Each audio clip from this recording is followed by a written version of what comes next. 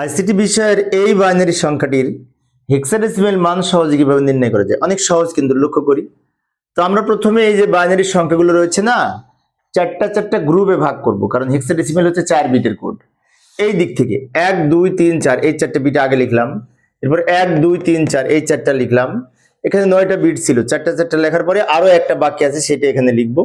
এবং এর বাম পাশে 3টা অতিরিক্ত শূন্য দিয়ে 4 বিট তৈরি করে নিব। এবার এগুলোর সমকক্ষ হেক্সা মান লেখার জন্য আমরা এই কোডের হেল্প নিতে পারি। এখন এইটা যদি এটার সাথে মিলিয়ে দেখি, 1 আছে এখানে, একটি মাত্র 1 সবার শেষে আছে, তো সবার শেষেরটা এখানে বসবে। এখানে আবার 2টা 1, 8 যেখানে আছে সেখানে 1, 2 যেখানে আছে সেখানে 1, তাহলে 8 আর 2 যোগ করে 10, 10 মানে এ হেক্সাডেসিমালের বসবে এ। এখানে আবার 3টা 1, 8 যেখানে সেখানে 1, 4 যেখানে আছে সেখানে 1, 1 যেখানে আছে সেখানে 1, 8 আর 4 12 আর 1 13 হবে, 13 এর মান ডি এক্সাই, তার 13 এর পরিবর্তে ডি লিখবো। এবারে একসাথে লিখবো, এই যে 1 এ ডি লিখে ভিত্তি হিসাবে 16 লিখবো, কারণ হেক্সাডেসিমাল সংখ্যার ভিত্তি হচ্ছে 16।